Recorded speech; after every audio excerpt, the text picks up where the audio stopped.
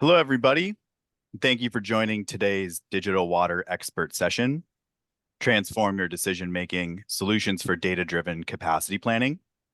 My name is Jay Nelson, and I am the head of the Trinnex marketing team.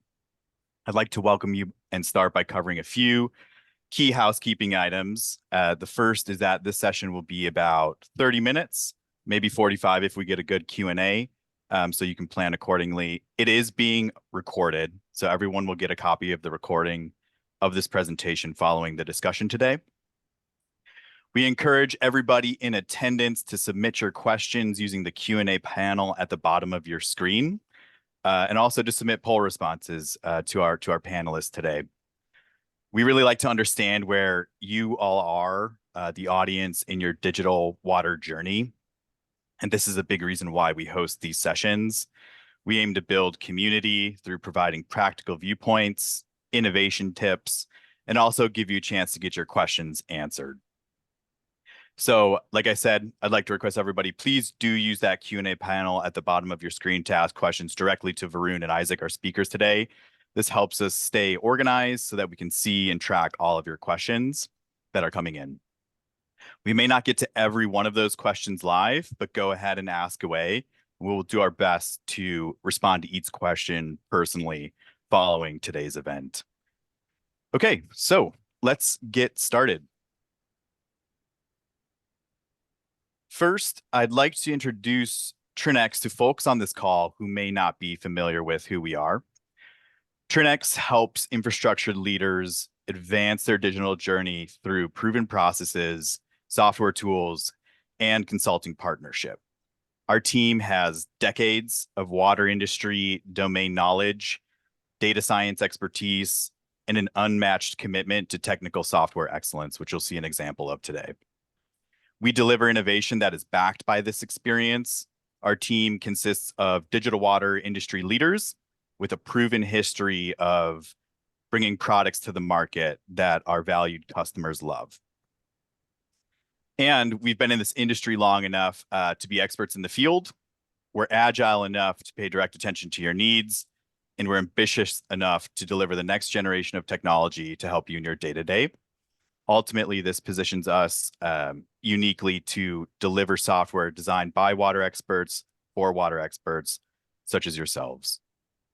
Next, I'd like to introduce the speakers for today's event, Varun Srinivasan and Isaac Balinski. Hello, Isaac. Hello, Varun. Thanks for joining us today. Thanks for having us. Of course. Varun is a product lead and data scientist at Trinnex with over 10 years of experience in the water and wastewater industry, specializing in solving client problems through development of digital solutions and products.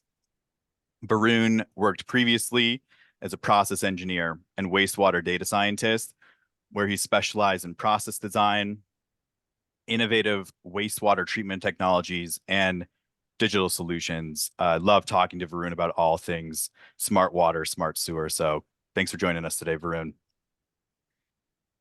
Isaac is an engineer and scientist who's passionate about working in a field which pushes the boundary of technology in a way that has a positive impact on the world around us.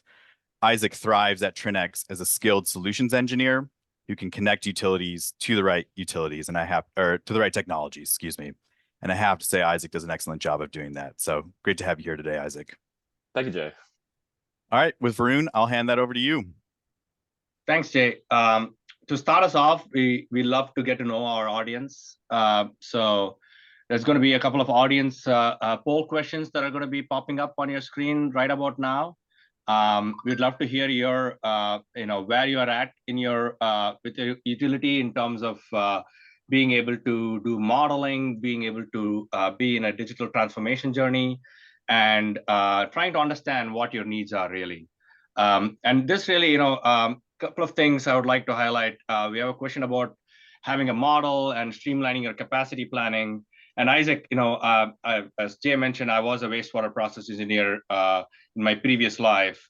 And one of the things I did for my job was, calibrate and validate process models for wastewater treatment plants. And I always thought, hey, we are putting all this effort and money, the utilities putting all this money into developing a model and calibrating it and validating it and collecting data for it and so on. But then after doing some big long-term planning or capital planning with it, we don't really use the model on a day-to-day basis to make decisions. And that always struck me as a lost opportunity. And that's one of the reasons I kind of pivoted towards this digital side of the water industry, because I always thought the investments in modeling and data could be put to use to make decisions on an ongoing basis, and really help utilities operate more efficiently. So this is just to get a sense for that, really. Yeah, it's some really exciting stuff that's coming through. Varun, how does it feel being like the I guess kind of like a visionary behind this? So like you're seeing these problems at the while you're working at the BC, and now you're kind of like leading the way. How does that feel? I don't know if I'd call myself a visionary. That seems like a really big word, Isaac. But I love being, trying to make some of my dreams a reality, and, trying to help water utilities operate more efficiently. I know how much pressure they're under. All the work. When I talk to operators and managers, it amazes me how much work they get done in a single day, and how many different things are thrown their way, and everything it's amazing that water utilities are able to operate under all of the pressure they have from regulatory authorities, public perception, and so on. So it always is I love serving the water industry, and this is one of the ways I can think of serving them. Yeah, definitely. I mean, we'll talk about staffing issues later, but I mean, that's a huge challenge. It's just not only is there tons of pressure from regulatory bodies, but they're working, like utilities are working with so little too. So it's really it's pretty hard stuff. Mm-hmm. Great. Thank you, guys. I think we can close out the poll, and I'll share the results here with the audience. So some interesting stuff. Majority of the folks with us today do have a calibrated hydraulic model. It's a little close there, but 59% of you said yes, that you do.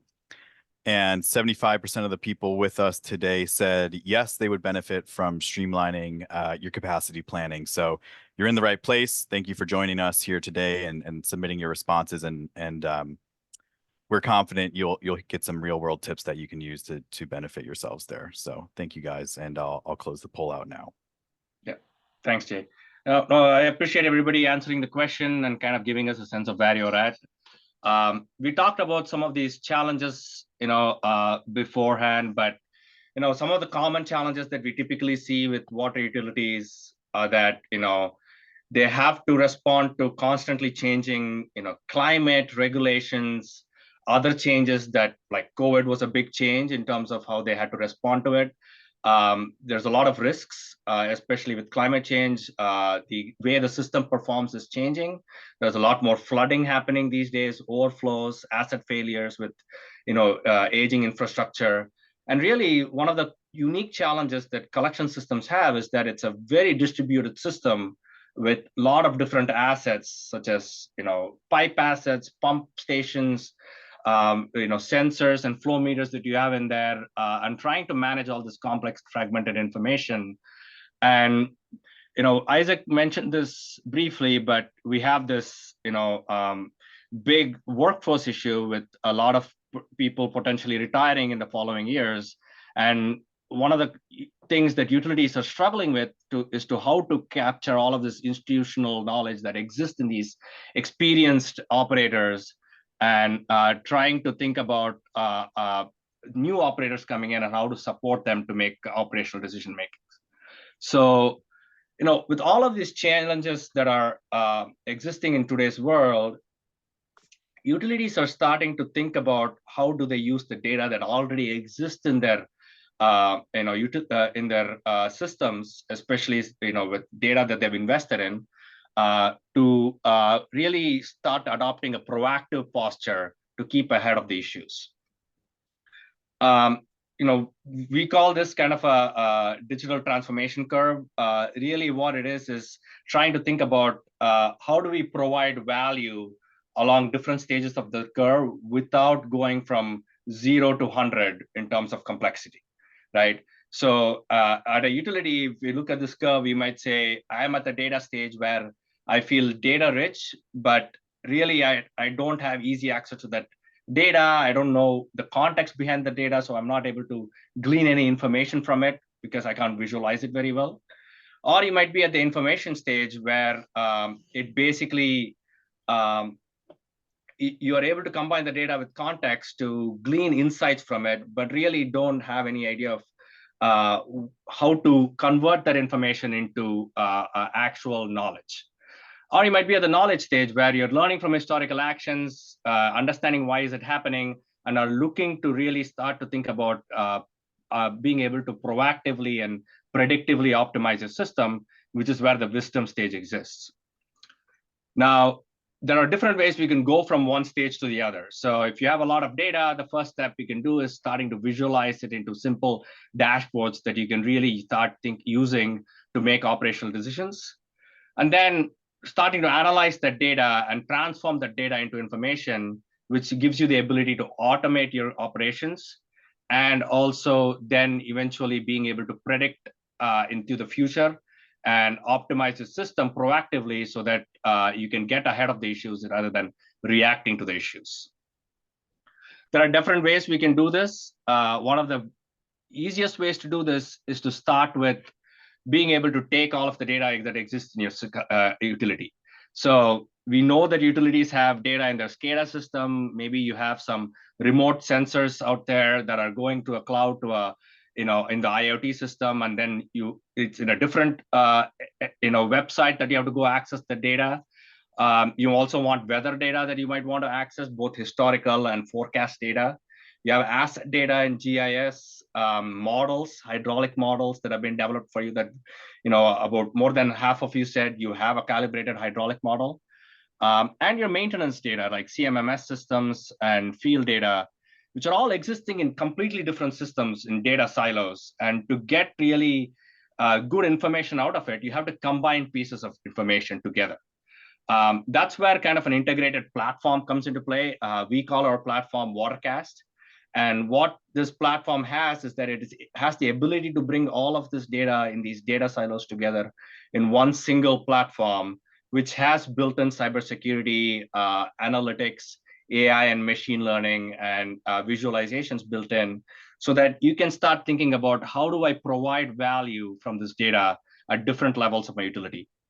What this might look like at a management level is that you want to automate compliance reporting because you spend a week to 2 weeks getting all of the different pieces of data and putting together a report to send to your regulatory agency. Or at an operations level, you're really thinking about how do I proactively find issues with my sensors or places to clean so that you're not cleaning clean pipes. You can focus on pipes that need cleaning so that you can optimize your workforce utilization. Or at an engineering level, you're starting to think, hey, I have all these models that have been built for me by other people. We have invested hundreds of thousands of dollars building these models. Now, how do I use these models to plan along with the data that I have? How do I compare the models to the observed data and automate some of the analysis that I need to do? Those are all things we can do by combining these pieces of information under a single platform. Now, we see a lot of different ways we think, digital twins, which is what we're going to be talking about, can enable efficient collection system operation. So we talked about some proactive operations and maintenance. But if you have a CMOM program, you can use the information coming to your platform to monitor the effectiveness of the CMOM program. You can also do automating regulatory reporting and compliance. So being able to take the data that already exists in our platform and generate a PDF report or internal report that you need so that you're not putting together pieces of data manually over days. And one thing that we think is extremely valuable in terms of how enabling efficient collection system operations is streamlining your capacity planning and capacity evaluations. We're going to transfer this over to Isaac to talk a little bit to us about capacity evaluation and capacity planning. Yep, thanks, Varun. Yeah, so I do want to focus on this capacity assessment here. So We talked a little bit about how things are changing across utilities due to our I guess post-pandemic things have really changed. But it's not just affecting utilities; it's affecting the general population as well. And so what we see here is a change in the population shifts across the country. So due to economic factors and COVID, we're seeing population growth in smaller towns as opposed to larger cities. And this has had a pretty big impact on sewer utilities as well. What happens is as new people move into the city, you're meeting or exceeding capacity as more people means more volume coming through the system. And during storms specifically, this can have some really adverse effects, such as CSOs, SSOs, or sewer backups. But that's not really the only issue here. We also have discharge permits coming in. So as these populations grow, developers come into these towns, say, well, we need some new subdivisions, we need some new high rises. And so they're pushing in these discharge permits, and they want to get these permits in fast. So they're putting a lot of pressure on the utilities to rush these permits through, which again can lead to some miscalculations and some errors. What we're also seeing, and we mentioned this before, is this shortage of labor. So Varun was talking about this, but the EPA put out a statistic recently saying that in water utilities, about 1/3 of the workforce is ready for retirement, is at age to retire.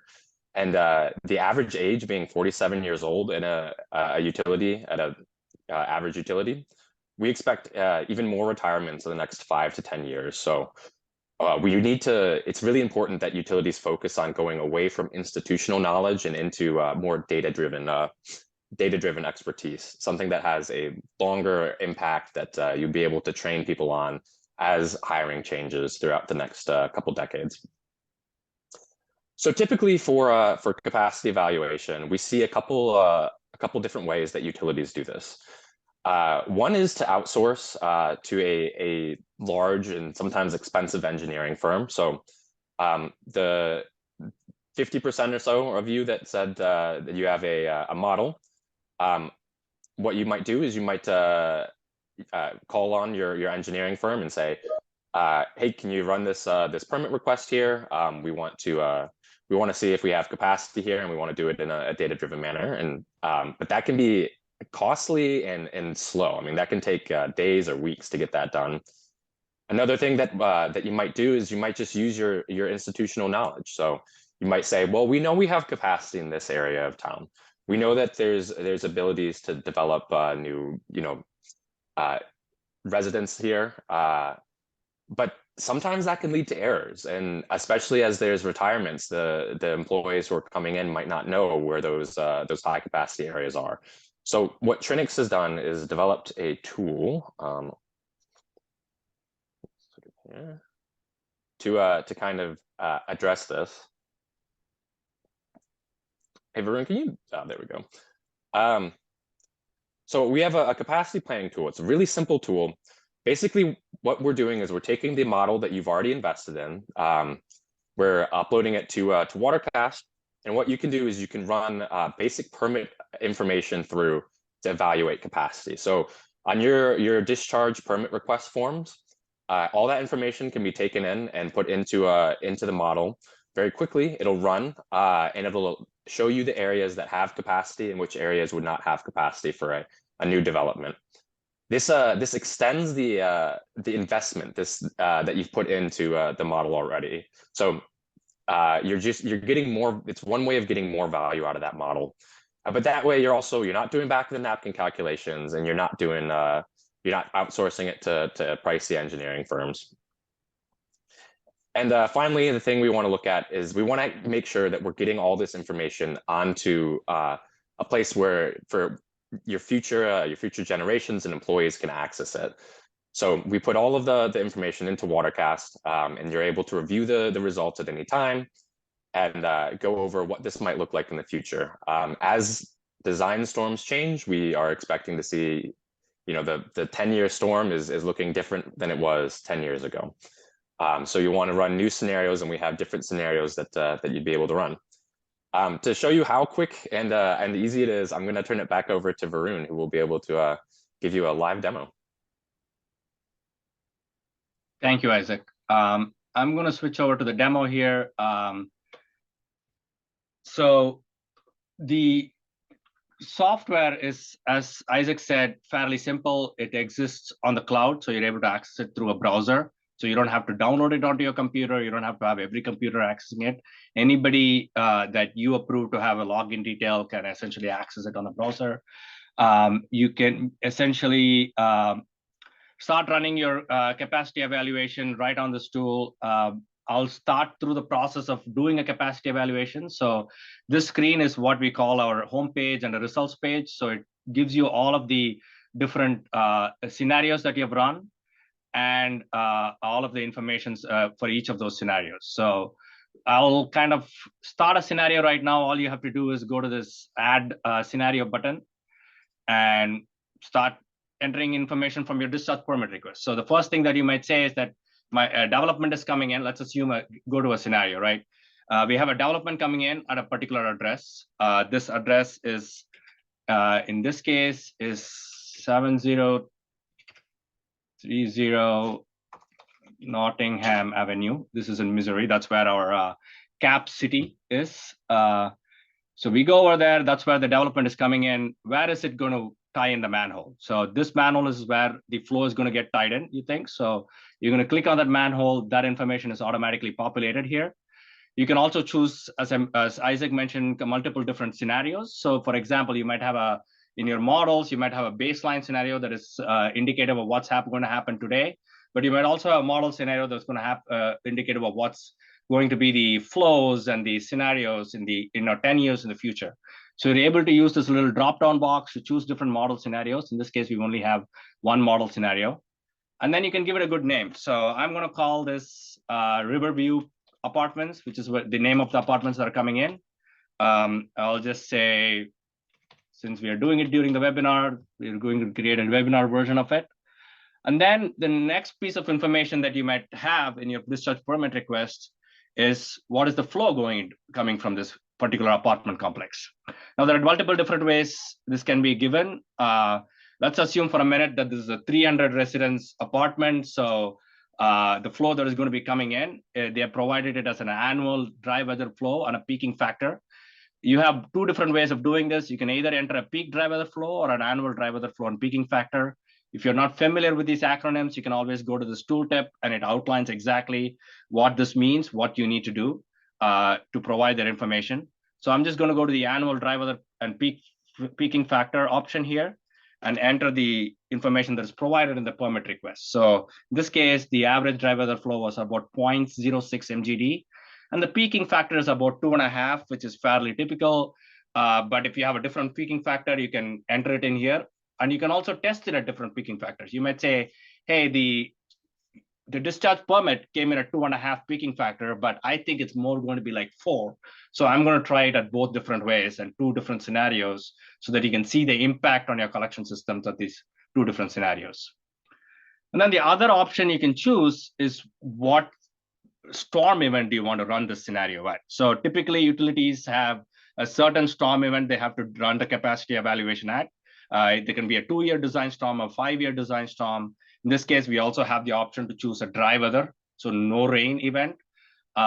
So you can run it at multiple different design storm scenarios. So in this case, I'll choose 2-year design storm and hit run scenario. The minute it does, you can see this particular scenario has been created. It's active. It takes basically about a couple of minutes to run. So it gives you a little bit of time to go get some coffee. Even if you have some of those fancy Nespresso machines, it takes a couple of minutes at least, 2 to 5 minutes to make those Nespresso coffees. So while you go get a coffee, this result will be done. So while this is running, you can keep an eye on it. I'm going to review the results that I had previously run, basically for the same scenario that we just entered into the system. The minute you click on it, it shows you exactly where the flow has been added. This is where the flow was added. You can kind of zoom out. The whole map kind of shows you is color coded based on whether it meets capacity requirements or not. This particular scenario, the client wanted to look at it from a flow perspective. So all of the highlights that are shown here are based on flow for pipes and depth for manholes. But you also have the option to potentially choose depth as a capacity planning criteria. So green indicates it passed capacity assessment, and red indicates it failed capacity assessment. Essentially, every time the flow goes over 100% of the maximum design flow, it will show you as red. Yellow indicates that it exceeded 80% of the maximum design flow. So this gives you a sense that it's approaching your capacity limits, but it's not necessarily failing yet. So you can quickly look at this map and get a sense for where your capacity bottlenecks are. So you have a little bottleneck here clearly, and then a little more bottlenecks here and towards the end of your pipe, downstream trace here towards the treatment plant, which is fairly typical because all flows kind of start meeting up in that particular place. So you end up having a little bit of capacity issues there. So you can essentially use this map to zoom in and say, I want to look at what's happening with this particular pipe asset. It tells you why it failed. So peak flow exceeded maximum design flow. You can click on it, and the table below immediately starts showing you that particular asset, why it failed. You can kind of see that it also shows you some warnings. So if you depth or flow exceed 80% of the maximum design depth and flow, it'll show you a warning and all of the numbers associated with it. So you can review the information and make data-driven decisions. You also have kind of a bigger picture view here of KPIs. You can see how many pipes did not meet capacity, how many pumps did not meet capacity, and how many manholes did not meet capacity. And you can switch between looking at pipes and manhole views. So you can basically go to say, what is happening with my manholes? Why are these blinking, right? That's the first question probably you came up with. Why are these blinking? So what we do for manholes is that we look at two different criteria. One is if the depth at a manhole is within 2 feet of your rim depth, then we say it's failed. And that 2 feet criteria can be altered. It can be 4 feet, 6 feet, 1 feet, whatever you think is the right for your utility. And the other thing we do is we also tell you when it reached rim depth. So that means there is a serious risk of there being an overflow. That's why it blinks. So these ones failed the 2 feet criteria and also the rim depth reached criteria, which is why they're red and blinking. So you can kind of see all of the information here, tells you all of the numbers associated with it, and immediately make a decision based on that. So as we were talking, this was done. You can see the results here. So it's the same criteria that we ran, the scenario that we ran. And you can quickly view the results, be able to download a report, and also be able to download the information to pass it on to maybe your supervisor or even the developer if you want them to know the information, and so that you can justify maybe charging them some fines or some fee to replace the pipes in this particular section so that they're of a higher diameter and have the ability to meet the flow needs that are there. I'm going to stop there and see if there are any questions.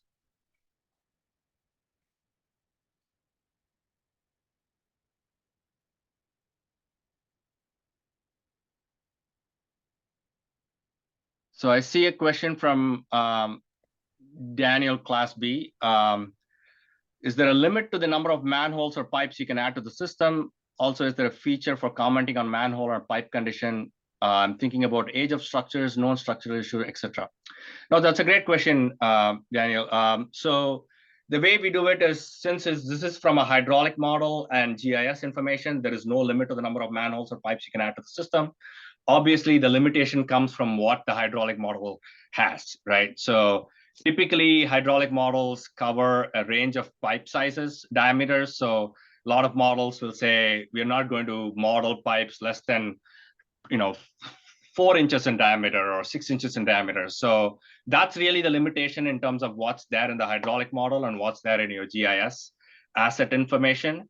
There is no limitation from the software itself in terms of how much you can add. You can have 14,000 different manholes and pipes. Obviously, if you have a lot of them, there is going to be a little bit of a longer runtime for the hydraulic model. But from our testing, what we have seen is that the model doesn't take more than 5 minutes to run, typically, even if it's a really large model. In terms of your question about commenting on manhole or pipe condition, that's a good question. So we typically that information is also existing in your GIS database. So we would pull from the database potentially and have it in here. We don't have a feature in there for commenting on the pipe condition because there is an asset management system typically that utilities have where that information resides, and we don't want to duplicate information and have different pieces of information in different places. And that's the reason why we don't have that feature here. But there will be we are thinking about a feature coming up where utilities have requested, as they are doing pipe rehab and maintenance, they want to put in credits for the capacity for those areas they have done pipe rehab and maintenance. And we'll be putting in that feature so that you can kind of look at your system at its current status, not on a past status that it was. I hope that answers your question, Dan. Varun, when we put new features in like that, so maybe we get a lot of requests that we need to have comments on the manhole pipe. What does that look like for the user? How will they find out about those changes? Yeah, that's a good question. So since this is a cloud-based software, we'll be making feature updates and fixes to any bugs that might be there on an ongoing basis. So typically, if you do have the subscription to our software, we will typically send you an email about product feature updates, bug fixes, so you know what's coming and what has been updated in the system, so you can quickly go and test it out. I don't know about you, but when I have a phone update with new features, I'm like a kid in a candy store. I want to go test it out immediately and see how it works. So we want to make sure you have the same fun experience with our software. So you'll be getting email updates as and when we update things on the software. That's a great question, Isaac. Thank you. Thank you. We have another question from Eric here. Does the software tabulate and account for permit approvals as they accumulate as not yet tributary in a sub-basin? That's a good question. So yeah, when there is a section of the collection system that is not modeled, and I assume that's what you mean by not yet tributary, Eric, and please correct me if I'm wrong here. But if it's not yet connected to the collection system or it's not yet in the model, typically what you would do is go for the closest manhole tie-in you can and add it to the system, so you can still evaluate it for the part of the collection system that is being modeled. But if it's not, regarding this capacity in the area where it's not modeled, we have no real way of accounting for capacity assessment there. So there is a little bit of judgment and institutional knowledge that will get involved there. And that might be a motivation for you to go back to your model or hydraulic modeler and say, hey, we need to start including this part in our collection system because we are seeing development in that part. So there is a good feedback loop to kind of see where hydraulic modeling needs to take place more and calibrate that part of the utilities so that you can account for permit requests that happen in that part of the system.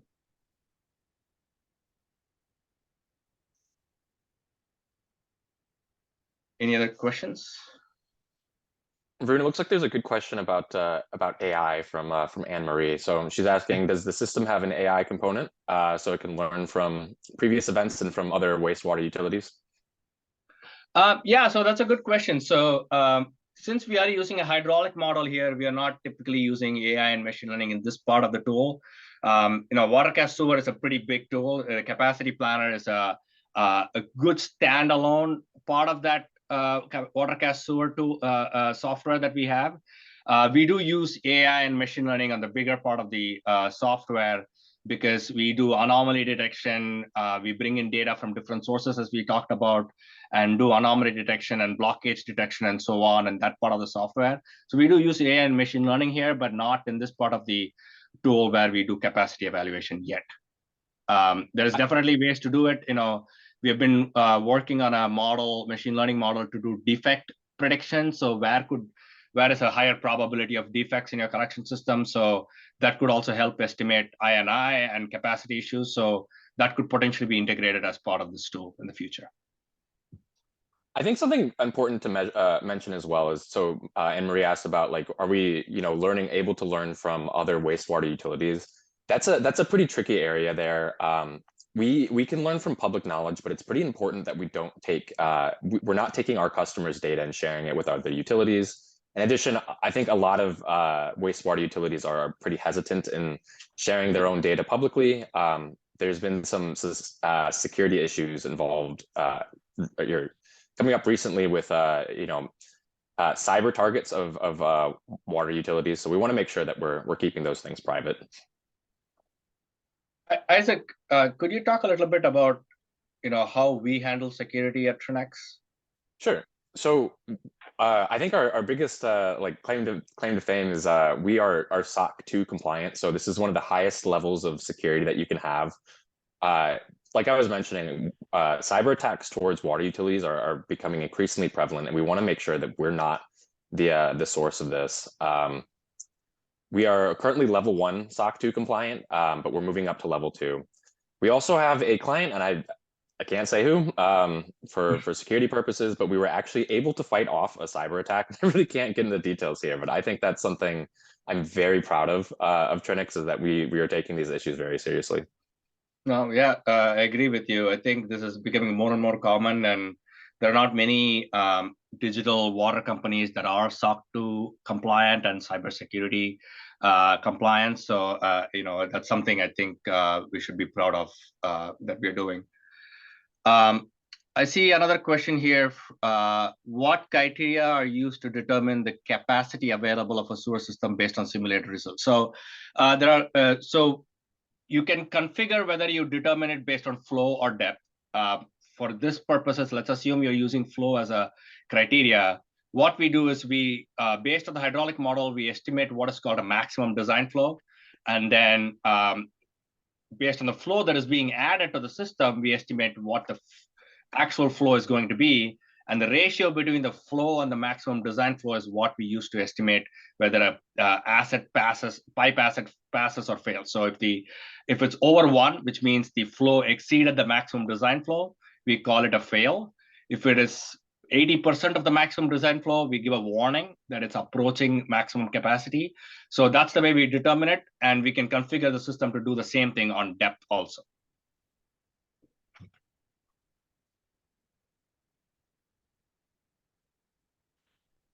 All right, Eric, it sounds like you have a clarification on the question you had asked.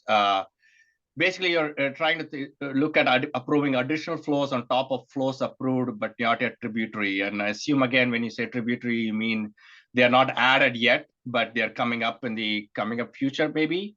So we are coming up with this. So one of the big things we are doing with this particular software, we have a system where you can do a capacity evaluation.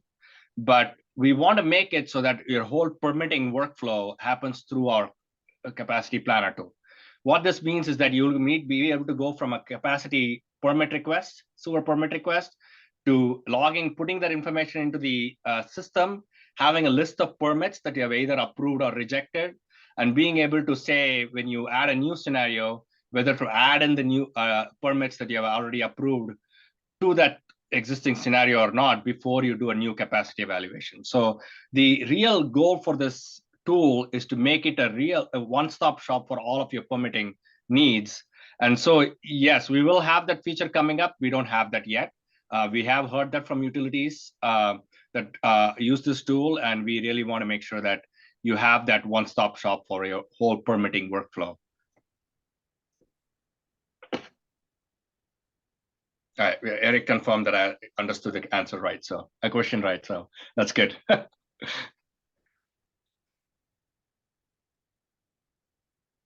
Any other questions we can help answer?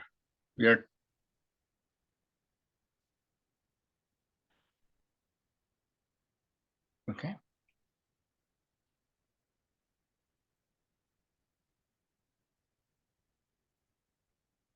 All right. Well, thank you so much for joining us today, everybody.